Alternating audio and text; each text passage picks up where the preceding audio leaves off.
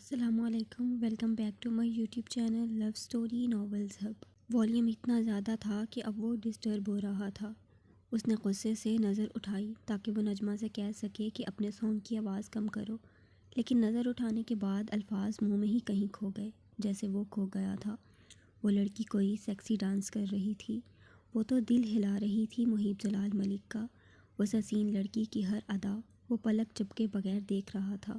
وہ قریب سے دیکھنے کی چاہ میں کھڑا ہوا اور شیشے کے دروازے کے پاس چلا آیا۔ اس کی سیاہ نشیلی آنکھوں میں شوخی و شرارت جھلک رہی تھی۔ اس کے چہرے کا ہر سیکسی ایکسپریشن جان لیوا معلوم ہو رہا تھا۔ وہ مجسمہ حسن اپنے نیچے کے ہونٹ کو دانتوں سے چباتی ایک ادا سے ڈانس کرنے کے دوران کھڑی ہوئی۔ اس لمحے محیب کو شدید گرمی کا احساس ہونے لگا۔ دل ہی دل اس نے نہ جانے کتنی بار اعتراف کیا تھا، اس لڑکی کی ہر ادا قاتلانہ ہے۔ وہ ظالم حسینہ گھائل کر رہی تھی آنکھوں کے راستے دل کو۔ وہ پہلے اس کی دشمن بنی، پھر کزن بنی، پھر بیوی بنی، پھر اس کے بچے کی ماں، اور آج وہ اس کے دل کی دھڑکن بنتی ہوئی محسوس ہو رہی تھی۔ ڈانس کرتے کرتے اسے خود پر کسی کی نگاہوں کی تپش محسوس ہوئی تو وہ مانو برف کی بن گئی، اس وجیہہ مرد کو شیشے کے پار کھڑا اپنے وجود کو تکتا دیکھ۔ رک کیوں گئی؟ کرو، میں بھی دیکھنا چاہتا ہوں کتنے اور رنگ ہیں تمہارے۔ وہ اپنے روبدار انداز میں اس کے پاس چلتا ہوا آیا۔ اس کے ہر قدم پر نجمہ اپنے دل کی دھڑکنوں کو تیز ہوتا پا رہی تھی۔ اس نے قریب آ کر سیاہ نشیلی آنکھوں میں جھانکتے ہوئے اپنا ایک ہاتھ اس کی زلفوں میں الجھا کر انگوٹھے سے اس کے گال کو نرمی سے سہلاتے ہوئے کھوئے کھوئے انداز میں کہا، تم کب آئے؟ اس کی سانسیں بے ترتیب تھیں، وہ ڈانس کرنے کے سبب بری طرح ہانپ رہی تھی۔ اس نے تجسس سے استفسار کیا، دیر سے آیا تھا، ٹھیک طرح دیکھ نہیں پایا، کیا دوبارہ کر سکتی ہو؟ اس کی نیلی آنکھوں میں شوخی مچل رہی تھی، وہ جان چکی تھی انجانے میں ہی صحیح اس نے اپنے پاؤں پر خود کلاڑی ماری ہے۔ اب وہ ستم گر اتنی آسانی سے اسے چھوڑنے والا نہیں۔ میں پریگننٹ ہوں، اس کے ذہن میں سب سے پہلا بہانہ آیا۔ وہ کہہ کر تیزی سے اس کا ہاتھ دور کر کے اپنی شرٹ کے بٹن لگاتی ہوئی وہاں سے جانے لگی۔ وہ تو کچھ دیر پہلے بھی تھی۔ نجمہ کا جواب سنتے ہی وہ حواسوں میں لوٹا تھا، مگر ساتھ ساتھ اب اسے غصہ بھی آنے لگا اس لڑکی کی لاپرواہی پر۔ وہ بغیر مڑے گویا ہوا، تب میرا دل چاہ رہا تھا، اب نہیں چاہ رہا۔ میں پابند نہیں ہوں اپنے ہر عمل کی تمہیں وضاحت دینے کی۔ اس خوبرو نوجوان کی کمر کو تکتے ہوئے جذبز ہو کر کہا۔ وہ جانے ہی لگی تھی، تم ہو مسز محیب جلال ملک، اگر تمہارے اس ڈانس کرنے سے بچے کو کچھ ہو جاتا تو، یا تمہیں کچھ ہو جاتا، تم کیسے اتنی لاپرواہ ہو سکتی ہو؟ وہ پلٹ کر اسے جاتا دیکھ غصیلی آواز میں گویا ہوا۔ وہ سن کر بھی انسنی کرتی ہوئی کپڑے چینج کرنے کی نیت سے الماری کی جانب بڑھی۔ اسے شدید غصہ آ رہا تھا مقابل پر۔ اس کے نزدیک وہ کھل کر سانس تک نہیں لینے دے رہا تھا اسے۔ کیا اب کچھ خوشگوار لمحوں پر بھی اس کا حق نہیں تھا؟ باہر آ کر غصے سے محیب کے کپڑے زمین پر پھینکتی ہے، وہ بے دانستہ طور پر اسی کے سامنے وہ ضبط کا دامن تھامے خاموشی سے اس لڑکی کی جرات دیکھ رہا تھا۔ کپڑے اٹھاؤ نچ اور جگہ پر رکھو، غصے سے گھورتے ہوئے حاکمانہ انداز میں گویا ہوا۔ خود رکھ لو، وہ کہتی ہوئی اکڑ کر کمرے سے باہر جانے لگی۔ اس کا اکڑ دکھانا محیب کو سخت ناگوار گزرا۔ پہلے تو اسے سمجھ ہی نہیں آیا وہ لڑکی کس بات پر اسے اتنا غصہ دکھا رہی ہے۔ وہ خوبرو نوجوان اس کا بے وجہ کا غصہ برداشت کر رہا تھا، کیا یہ کم تھا جو وہ اکڑ بھی دکھا کر جا رہی تھی؟ وہ دروازہ کھولتی اس سے قبل ہی اس کی نازک کلائی کو مضبوط گرفت میں لے کر اپنی جانب کھینچا۔ اگلے لمحے وہ بے جان گڑیا کی مانند سینے سے آ لگی تھی۔ کپڑے اٹھا کر جاؤ پہلے، وہ نہایت سرد لہجے میں حکم صادر کرنے لگا۔ اور نہ اٹھاؤں تو، وہ چیلنج دینے والے انداز میں جواب دہ ہوئی۔ دل کے کسی کونے میں اسے یہ احساس تھا کہ محیب کے کپڑے غصے میں زمین پر نہیں پھینکنے چاہیے تھے، مگر پھر بھی اس کے سامنے بازید رہی۔ تو تم اچھی طرح جانتی ہو نچ، محیب جلال ملک کو اور بھی طریقے آتے ہیں اپنی بات منوانے کے۔ اس کا لہجہ یکدم بدلا، اب لہجے میں رومانیت کا پیرا تھا جو مقابل کا گلا خشک کرنے کے لیے کافی تھا۔ وہ اپنی نیلی سمندر جیسی گہری حسین آنکھیں اس کے وجود پر ڈالے، اس کے بال کان کے پیچھے کرتے ہوئے مفاہمانہ انداز میں وارننگ دینے لگا۔ فائن، وہ منہ پھلا کر غصے سے کہتی ہوئی واپس اندر کی جانب گئی۔ وہ بے وقوف نہیں تھی جو اس کی وارننگ کو نظر انداز کر دیتی۔ شرٹ اٹھا کر بغیر ہینگر کیے الماری میں رکھنے لگی۔ ہینگر کرو ٹھیک طرح، وہ دونوں ہاتھ فولڈ کر سینے پر باندھے شیشے کے دروازے سے ٹیک لگائے سخت لہجے میں بولا، سارا موڈ خراب کر دیا۔ وہ منہ میں بڑبڑاتے ہوئے شرٹ ہینگر کرنے لگی۔ اوکے، وہ کام سے فارغ ہو کر خاصا جتاتے ہوئے کہہ کر منہ بسوڑتی ہوئی باہر چلی گئی۔ اس کے جانے کے بعد وہ اپنا کام کرنے واپس بیٹھا، مگر کام میں اب دل کہاں لگنا تھا۔ بار بار آنکھوں کے آگے اس کا حسین سراپا رقص کرتا ہوا نظر آ رہا تھا۔ انابی ہونٹوں پر اب دل فریب مسکراہٹ سجی تھی۔ اسے وہ چلبلی آنکھوں والی، شوخ اداؤں والی، شرارتی چہرے والی نجمہ چاہیے تھی جسے اس نے آج پہلی بار دیکھا تھا۔ طلب اب جسم کی نہیں رہی تھی، روح کی بن گئی تھی۔ وہ واقف تھا جسم کو زبردستی حاصل کیا جا سکتا ہے، روح کو نہیں، اور جسے روح کے لطف کی آرزو ہو وہ فقط جسم سے خوش نہیں ہو سکتا۔ مگر وہ محیب جلال ملک تھا، اس کا پیدائشی دشمن، اسے زندگی بھر تکلیفوں میں مبتلا رکھنے والا، اس کی محبت سے اسے جدا کرنے والا، زبردستی اسے نکاح میں باندھنے والا۔ وہ لڑکی بھلا کیوں اسے اپنی روح سونپنے لگی؟ یہ تو خوابوں میں بھی ممکن نہ تھا۔ مہارانی آج کل نیچے نہیں آ رہی ہیں، کیا بات ہے؟ مبشرہ بیگم بہت دنوں سے نوٹ کر رہی تھیں نجمہ کا نیچے نہ آنا، جس پر ان کے پیٹ میں اب درد اٹھنے لگے تھے۔ وہ محیب کی جانب دیکھ تفتیشی انداز میں استفسار کرنے لگیں۔ میں اس کا سیکرٹری نہیں ہوں امی حضور، وہ جھنجھلا کر کہتا ہوا واپس سیل کی اسکرین دیکھنے لگا۔ ویسے طبیعت تو ٹھیک ہے نا اس کی؟ مبشرہ بیگم کوئی بچی نہیں تھیں جنہیں محیب جھنجھلا کر ٹال سکتا تھا۔ وہ نہایت تجسس سے پوچھنے لگیں۔ نجمہ کا ہر وقت محیب کے کمرے میں رہنا اب انہیں ڈرا رہا تھا۔ ہاں، اسے کیا ہونا ہے؟ وہ بغیر نظر اٹھائے لاپرواہی سے جواب دہ ہوا۔ محیب، کیا نجمہ پریگننٹ ہے؟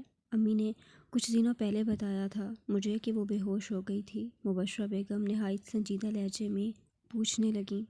نو، ہو کیا گیا ہے امی حضور آپ کو؟ خود سوچیں، اگر وہ پریگننٹ ہوگی تو اتنی بڑی بات میں آپ سے چھپاؤں گا کیا؟ اس نے دانستہ طور پر چڑچڑے انداز میں جواب دیا، اور آخری جملہ اعتماد میں لینے کے لیے نہایت نرمی سے ادا کرنے لگا۔ جتنا تم اس لڑکی کو لے کر پاگل ہو، مجھے امید ہے تم یہ بھی کر لو گے، مبشرہ بیگم خفگی سے کہتی ہوئیں صوفے سے اٹھ کر چلی گئی تھیں۔ وہ آفس میں تھا، کام میں مگن، جب سیل رنگ ہوا۔ سیل پر جو نام چمک رہا تھا وہ اسے حیران کرنے کے لیے کافی تھا۔ ہیلو، مجھے کچھ کھٹا کھانے کا دل کر رہا ہے۔ نہ سلام نہ دعا، ڈائریکٹ مقابل نے جواب میں اپنے فون کرنے کی وجہ بیان کی۔ اوکے، وہ کہہ کر کال ڈسکنیکٹ کرنے لگا۔ کیا اوکے؟ میرا دم گھٹ رہا ہے اس کمرے میں اکیلے رہ رہ کر، مجھے چڑچڑاہٹ ہو رہی ہے بہت، مجھے کچھ کھٹا کھانے کا دل کر رہا ہے، پتہ نہیں کیا ہو گیا ہے مجھے، کبھی بلا وجہ رونا آنے لگتا ہے، پورے دل پر مایوسی سی چھا جاتی ہے، کبھی بیٹھے بیٹھے غصہ آنے لگتا ہے، کبھی ڈر لگنے لگتا ہے، کبھی لگ رہا ہے میں پاگل ہو جاؤں گی۔ وہ روحانسہ لہجے میں اسے اپنی حالت بتانے لگی۔ ویٹ کرو تھوڑا، بلکہ تیار ہونے کے لیے کھڑی ہو جاؤ، تم ویسے بھی بہت دیر لگاتی ہو تیار ہونے میں۔ اس کی پوری کیفیت سننے کے بعد وہ نارمل انداز میں جواب دہ ہوا، کیونکہ وہ واقف تھا اس کی یہ حالت پریگنینسی کے زیر اثر ہے۔ محیب کے جملے سنتے ہی اس کا بڑا سا منہ احتجاجاً کھلا۔ کوئی نہیں، میں کب دیر لگاتی ہوں تیار ہونے میں؟ وہ ابھی بول ہی رہی تھی کہ اسے محسوس ہوا مقابل نے کال ڈسکنیکٹ کر دی ہے، جس پر وہ جذبز ہو کر رہ گئی تھی۔ اب کیا؟ اس نے لاپرواہی سے دوبارہ سیل کان سے لگاتے ہوئے پوچھا۔ تیار کیوں؟ وہ الجھ کر بولی۔ اسے سمجھ نہیں آیا تھا کہ محیب نے اسے تیار ہونے کا کیوں کہا۔ دوبارہ کال یہی پوچھنے کے لیے کی تھی، اپنی دوسری شادی میں لے جانے کے لیے۔ وہ خاصا چڑھتے ہوئے طنزیہ جواب دہ ہوا۔ اوہ، میرے ہسبینڈ کی دوسری شادی پر میرا پارلر سے تیار ہونا تو بنتا ہے، ایک کام کرو بکنگ کروا دو۔ اس نے طنز کا جواب نہایت نرمی سے ادا کیا۔ وہ الگ بات تھی اس کا لاپرواہی کا مظاہرہ محیب جلال ملک کے سینے میں آگ برپا کر گیا تھا۔ تو تم میری دوسری شادی کے لیے کافی ایکسائٹڈ نظر آ رہی ہو، اس نے سیدھا ہو کر بیٹھتے ہوئے دل جلے انداز میں کہا۔ ایکسائٹڈ نہیں ہوں، میں تو بس یہ دیکھنا چاہتی ہوں کہ تم اور کتنا گر سکتے ہو۔ لہجہ شہد جیسا میٹھا تھا، مگر الفاظ نیم سے زیادہ کڑوے۔ دوسری شادی کرنا گناہ نہیں ہے، وہ مقابل کو اطلاع دینے والے انداز میں بھرم سے بولا۔ ہاں، مگر صرف تب جب تم اعتدال کر سکو، نہ کہ ایک کو دنیا گھماؤ اور ایک کو کمرے میں گھوٹ گھوٹ کر مار دو۔ اس کا لہجہ ابھی بھی دھیما تھا، لیکن اس کے باوجود وہ ستمگر محسوس کر پا رہا تھا۔ وہ شدید کرب میں یہ جملے ادا کر رہی ہے۔ اس لڑکی نے صرف چند جملوں میں محیب کے ضمیر کو جھنجھوڑ کر رکھ دیا تھا، اسے احساس دلایا وہ کتنی ناانصافی کر رہا ہے اس کے ساتھ۔ اگر میرے ساتھ باہر جانے کا ارادہ ہو تو تیار ہو جانا، ورنہ تمہاری مرضی، اس نے سرد لہجے میں کہہ کر کال ڈسکنیکٹ کر دی۔ مرد کو یہ ہمیشہ یاد رہتا ہے کہ اسے شریعت نے 4 شادیوں کی اجازت دی ہے، مگر یہ ہمیشہ بھول جاتا ہے کہ اسی شریعت نے شرط بھی عائد کی ہے، شرط بھی ایسی جو ہر مرد پوری نہ کر سکے۔ وہ شرط ہے اعتدال کی، جسے مرد اکثر بھول جاتا ہے۔ نجمہ نے طنزیہ مسکراہٹ کے ساتھ اپنے سیل کو دیکھا۔ وہ اتنا تو جان ہی گئی تھی اس ستمگر کی عادت کے متعلق کہ جو بات اس کے ضمیر پر بھاری ہو، جو کلام اس کے کانوں کو اچھا نہ لگے، جو گفتگو اس کے دل کو نہ بھائے، وہ اسے سن کر بھی انسنی کر دیتا ہے۔ مگر دل میں بہت سے سوال پیدا ہوئے۔ وہ جاننا چاہتی تھی کیا وہ حق رکھتی ہے محیب کو دوسری شادی کرنے سے روکنے کا؟ شریعت کیا کہتی ہے اس سے متعلق؟ اس نے جاننے کے لیے مفتیہ صاحبہ کو میسج کیا، کیا دوسری شادی کے لیے پہلی بیوی سے اجازت لینا ضروری ہے؟ تھوڑی دیر تک اپنے سیل کو پکڑے بیٹھی جواب کا انتظار کرتی رہی۔ جیسے ہی جواب آیا تجسس سے پڑھنے لگی۔ شرعی طور پر پہلی بیوی سے اجازت لینا فرض، واجب یا سنت نہیں ہے، یعنی ضروری نہیں ہے۔ قرآن مجید میں فرمایا، ان عورتوں سے نکاح کرو جو تمہارے لیے پسندیدہ اور حلال ہوں، 2 اور 3 اور 4 مگر یہ اجازت بشرطیہ عدل ہے۔ یہ آیت کریمہ مطلق ہے، اس میں اجازت کی کوئی قید نہیں، صرف آگے بیان جو ہو رہا ہے، اگر بیویوں کے درمیان انصاف نہ کرنے کا اندیشہ ہو تو ایک ہی کافی ہے۔ چونکہ دوسری بیوی پہلی کے ساتھ ہی رہے گی، لہٰذا مناسب ہے کہ پہلی بیوی سے مشورہ ہو تاکہ بعد میں آئے دن لڑائی جھگڑا نہ ہو، کیونکہ اگر اس نے مشورہ نہ لیا جائے تو دوسری کو برداشت کرنا پہلی کے لیے بہت ہی مشکل ہے، لہٰذا ضروری نہیں ہے لیکن مناسب ضرور ہے۔ ان کا جواب پڑھتے ہی وہ سوچ میں پڑ گئی۔ نہ جانے کیوں اسے اچانک جازا کا دیا ہوا خلا کا مشورہ یاد آیا۔ اس نے تیزی سے اپنے ذہن میں آنے والا اگلا سوال کیا، اگر شوہر اعتدال نہیں کرتا 2 بیویوں میں، پہلی کے حقوق کی مستقل حق تلفی کر رہا ہے، تو کیا اس صورت میں پہلی بیوی اسے چھوڑنا چاہے اور خلا لینا چاہے تو کیا حکم ہوگا؟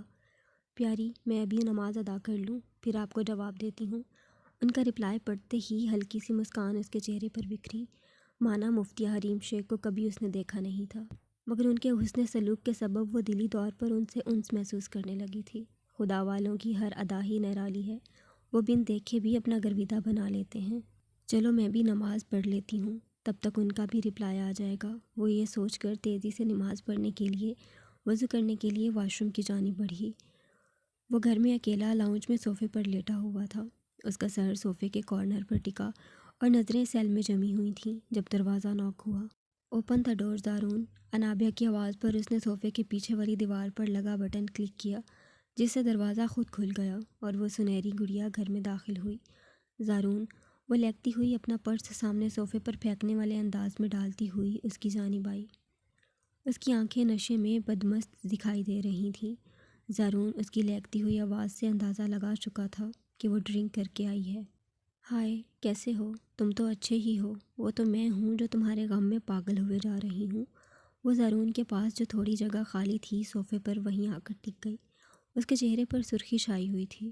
وہ بے تکلفانہ انداز میں زارون کا ہاتھ تھام کر زور زور سے ہلاتے ہوئے بولی، تم نے ڈرنک کیوں کی؟ زارون غزیلی آواز میں استفسار کرنے لگا اس کی حالت دیکھ۔ ڈرنک؟ کس نے کی ہے ڈرنک؟ میں نے تو جوس پیا تھا۔ وہ اپنی بھوری آنکھیں ٹمٹماتے ہوئے تیزی سے مسکراتے ہوئے بولی، اور کس نے پلایا تمہیں جوس؟ کلب میں ایک ہینڈسم لڑکا ملا تھا، اس نے۔ پتہ ہے، تم سے بھی زیادہ ہینڈسم تھا وہ۔ سامنے سے آ کر آفر کی مجھے، میں نے سوچا کیا برائی ہے، ویسے بھی میں سنگل ہوں، مگر جب وہ مجھے اپنی کار میں بٹھانے لگا تو مجھے اچانک تمہارا یہ کیوٹ سا چہرہ یاد آ گیا۔ میں اسے دھکا دے کر تمہارے پاس چلی آئی۔ تم اس حالت میں ڈرائیو کر کے آئی ہو؟ وہ حیرت سے پوچھنے لگا۔ اس لڑکی کی پوری بات سننے کے بعد وہ اندازہ لگا چکا تھا کہ معاملہ کیا ہے۔ شکر و اطمینانی اس بات کی تھی کہ وہ صحیح سلامت آئی تھی۔ ہاں، وہ لاپرواہی سے نہایت معصوم سی مسکراہٹ چہرے پر سجائے بولی۔ اچھا، ڈنر لگوا دو یار، بہت بھوک لگ رہی ہے۔ وہ اپنے پیٹ کے مقام پر ہاتھ رکھتے ہوئے گویا ہوئی۔ تھوڑا ویٹ کر لو، موم بس آنے ہی والی ہیں، اس نے نرمی سے کہا، جس پر وہ سنہری گڑیا اس بات میں سر ہلا کر اس کے سینے پر سر رکھ کر آدھی لیٹ گئی۔ اس کے پاؤں صوفے سے نیچے لٹکے تھے۔ اس حسین لڑکی کو اچانک اپنے سینے پر لیٹتا دیکھ اس کی آنکھیں حیرت سے بڑی بڑی ہوئیں، ساتھ ساتھ دل زور زور سے دھڑکنے لگا۔ تمہارا دل تو بہت زور زور سے دھڑک رہا ہے۔ وہ بچوں جیسی معصوم مسکراہٹ اپنے گلابی لبوں پر سجائے اپنا سر اٹھاتے ہوئے بولی۔ اس کا جملہ سنتے ہی وہ اس لڑکی کو شرمگی سی نگاہوں سے دیکھنے لگا۔ وہ لڑکا ہو کر بھی اس کی نزدیکی سے نروس ہو رہا تھا۔ اس کے گال گلابی گلابی ہو گئے تھے۔ ایسے مت دیکھا کرو، یہاں کچھ ہوتا ہے۔ اس کی نگاہیں اپنے وجود پر ٹکی دیکھ وہ اپنے دل کے مقام پر ہاتھ رکھتے ہوئے شکوے بھرے لہجے میں کہنے لگی، مگر افسوس، تمہیں مجھے دیکھ کر کچھ نہیں ہوتا۔ ایسا کیوں؟ کہ مجھے تم سب جگہ نظر آتے ہو اور تمہیں میں کہیں بھی نہیں۔ وہ مزید قریب آ کر اس کا کالر اپنی مٹھیوں میں بھیجتے ہوئے روحانسا لہجے میں شکوہ کرنے لگی۔ موم جب تک نہیں آ جاتی تم اندر جا کر آرام کر لو۔ اس کے مزید قریب آتے ہی شدید گرمی کا احساس ہوا، یہاں تک کہ پیشانی پر پسینے کے بوندیں چمکنے لگیں۔ وہ لچکدار انداز میں اس حسین گڑیا کو دیکھ کر گویا ہوا، نہیں، مجھے صرف تمہارے پاس رہنا ہے، تم سمجھتے کیوں نہیں؟ مجھے نہیں جانا کسی کے ساتھ، ڈیڈ بہت زیادہ فورس کر رہے ہیں مجھے، مگر میرا دل راضی نہیں ہوتا، میں تمہارے علاوہ کسی کا تصور نہیں کر پاتی۔ وہ جذباتی ہو کر اس کے کالر کو پکڑ کر جھنجھوڑتے ہوئے اپنی پریشانی اس سے شیئر کرنے لگی۔ اس کے جھنجھوڑنے سے زرون کی شرٹ کے بٹن کھل گئے تھے۔ نشے میں انسان جھوٹ نہیں بولتا، وہ واقعی ہی بہت تکلیف میں تھی۔ زرون اس حسین لڑکی کے لیے اپنے دل میں ہمدردی کا جذبہ ابھرتا ہوا پا رہا تھا۔ سوری، میں تمہارے لیے کچھ نہیں کر سکتا، وہ بیچارگی سے اس کے ہاتھوں سے اپنا کالر چھڑاتے ہوئے بولا۔ ہر بار تم کتنی آسانی سے مجھے ریجیکٹ کر دیتے ہو نا۔ وہ اداسی سے مسکراتے ہوئے اس کی آنکھوں میں کرب جھلک رہا تھا۔ دیکھ کر مجھے کیوں تم دیکھتے نہیں یار، ایسی بے رخی صحیح تو نہیں۔ سوری، وہ شرمندگی سے نظریں جھکائے پھر معافی طلب ہوا۔ اٹس اوکے، وہ اداسی افسردگی سے مسکراتے ہوئے بول پھر سے اس کے سینے پر سر رکھ کر لیٹ گئی۔ نہ جانے کیوں اس کا سینے پر اپنا حسین چہرہ رکھ کر آنکھیں موند لینا دل کی اسپیڈ بڑھا رہا تھا۔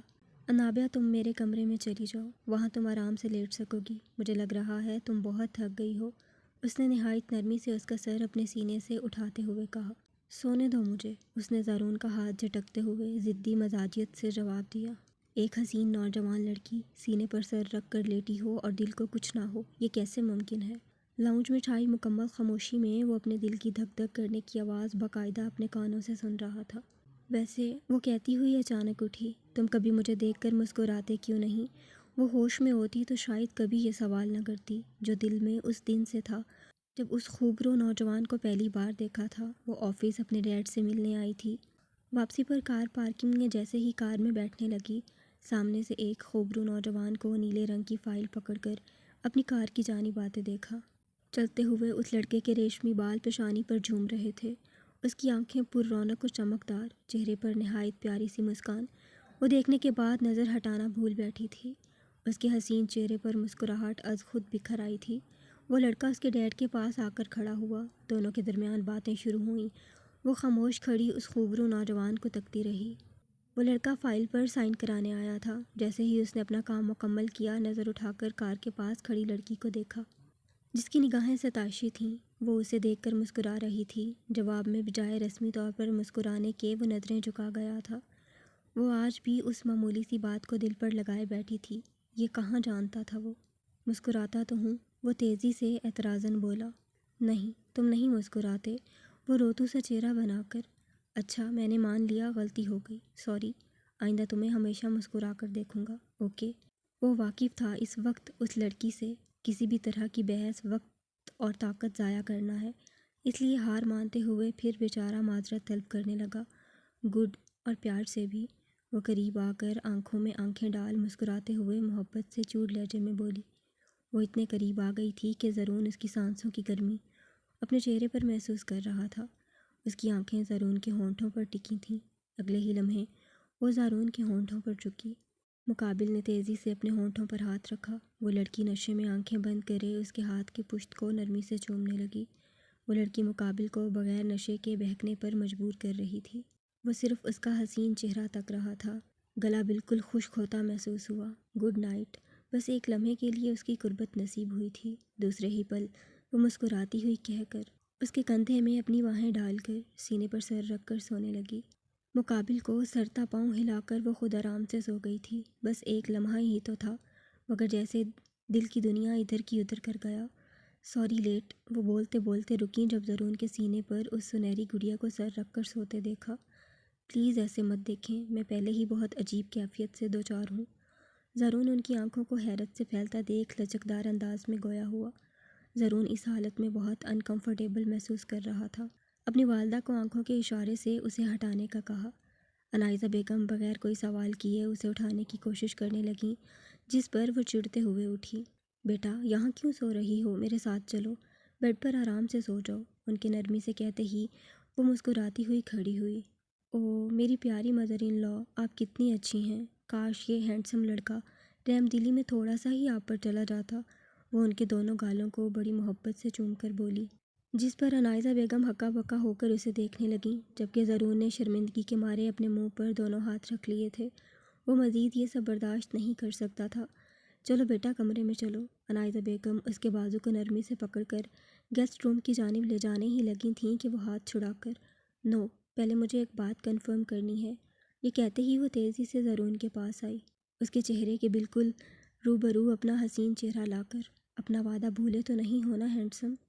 اس کی نزدیکی کے سبب زرون کو سانس لینے میں اب مشکل پیش آنے لگی تھی۔ اس نے بامشکل گلے میں اپنا تھوک نگلا اور ڈرتے ڈرتے پوچھا، کون سا وعدہ؟ وہ ڈر رہا تھا کہ کہیں وہ لڑکی اس کی ماں کے سامنے کوئی الٹی سیدھی بات نہ کر دے، جس کی وجہ سے اسے مزید شرمندگی کا سامنا کرنا پڑے۔ تم تو ابھی سے ہی بھول گئے، یہ تو چیٹنگ ہے۔ وہ روتو سا منہ بنا کر پیروں کو بچوں کی طرح زمین پر زور زور سے پٹکتے ہوئے بولی، بیٹا مجھے بتاؤ کون سا وعدہ، میں اسے پھر بھولنے نہیں دوں گی۔ عنائزہ بیگم اس کی کیفیت کو سمجھتے ہوئے بہلانے کی نیت سے گویا ہوئیں۔ ہاں یہ اچھا آئیڈیا ہے۔ یہ کہتے ہوئے اس نے بڑی محبت سے زرون کی آنکھوں میں دیکھ کر کہا، آئندہ مسکرا کر دیکھو گے، اور محبت سے بھی۔ زرون اپنی ماں کے سامنے شرمندگی سے پانی پانی ہو رہا تھا۔ وہ واقف تھا غصے کا کوئی فائدہ نہیں، مقابل ابھی ہوش میں نہیں تھی۔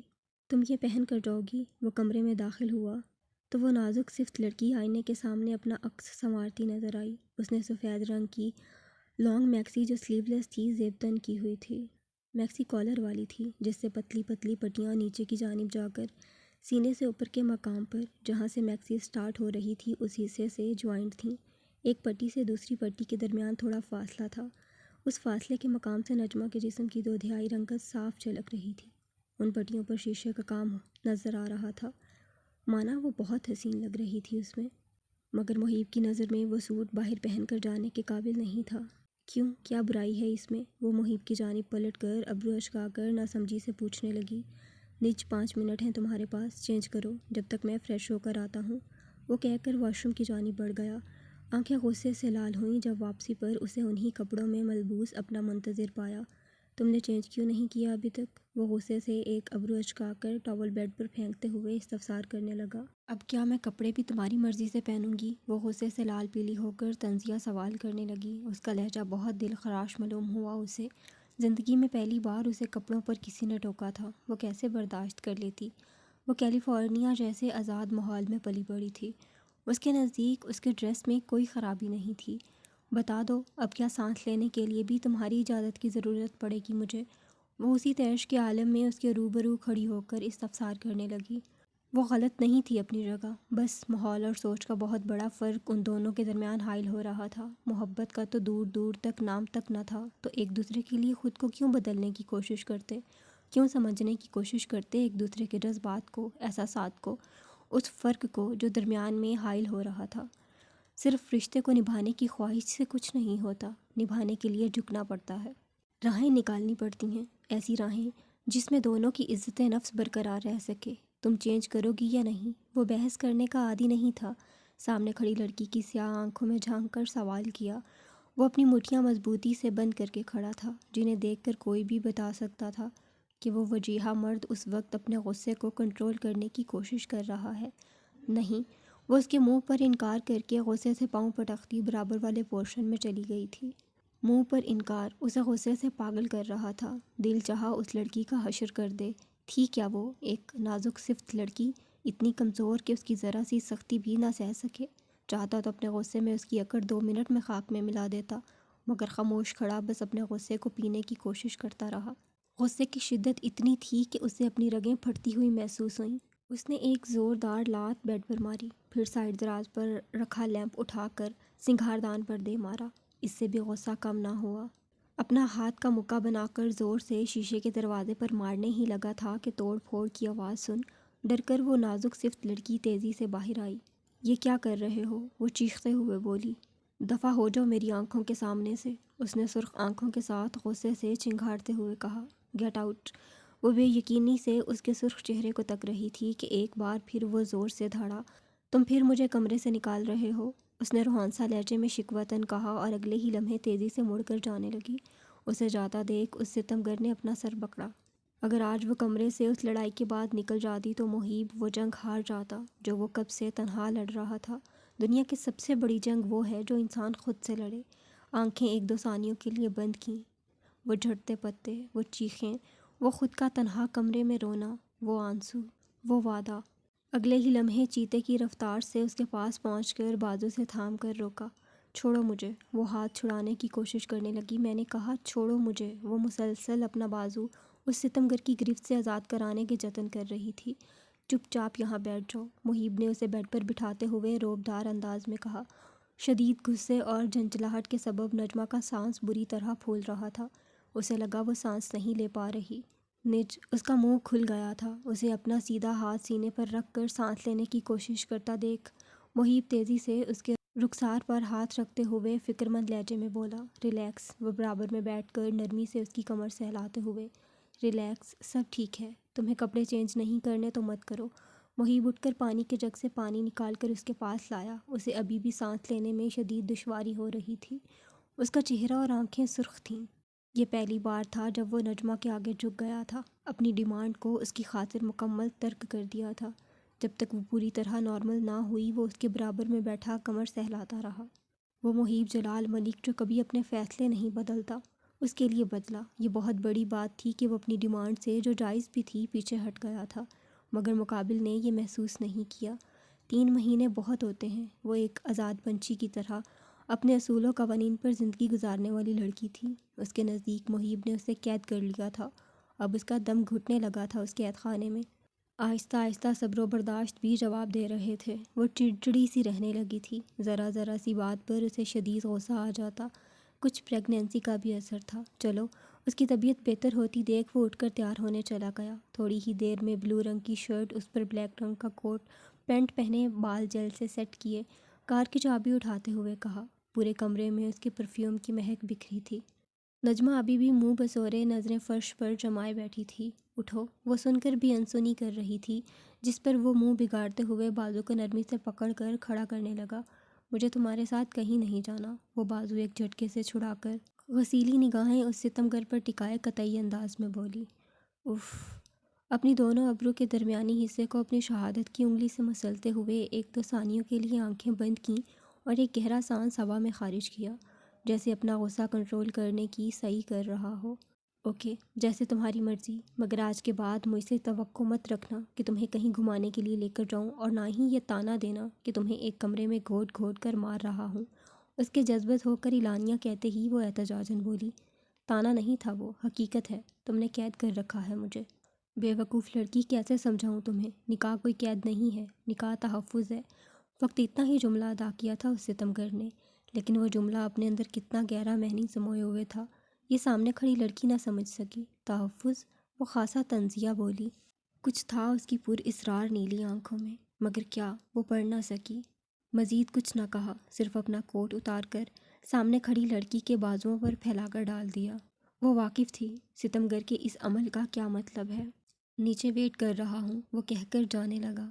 کہا نا نہیں جانا تمہارے ساتھ مجھے، وہ بے پھر کر جواب دہ ہوئی، مگر وہ وجیہہ مرد اس کے جواب کو اگنور کرتا ہوا باہر چلا گیا۔ اکیلے کمرے میں وہ بہت دیر تک بیٹھی رہی۔ غصے کی شدت از خود ہی دم توڑ رہی تھی۔ کھڑے ہو کر کھڑکیوں کے پاس گئی۔ ایک کھڑکی کا پردہ ذرا کھسکایا، صرف یہ دیکھنے کے لیے کہ وہ ستمگر منتظر ہے یا نہیں۔ وہ خوبرو نوجوان لیمبرگینی کے پاس کھڑا اپنا منتظر نظر آیا، پھر تیزی سے پردہ ڈھک دیا کہیں اس کی نظر نہ پڑ جائے۔ پھر بیٹھ کر سوچنے لگی کہ کیا کرنا ہے، جانا ہے یا نہیں جانا۔ ہلکا سا جھک جانے پر شاید آج کی رات کچھ سنہری یادیں نصیب میں آ جائیں، ورنہ یہ اندھیرا کمرہ تو مقدر ہے ہی۔ اس غصے اور لڑائی میں نقصان صرف اسی کا تھا۔ یہ بات 99% ہے، میاں بیوی کی لڑائی میں عورت مرد سے زیادہ نقصان اٹھاتی ہے۔ 2 گھنٹے وہ کھڑا خاموشی سے انتظار کرتا رہا۔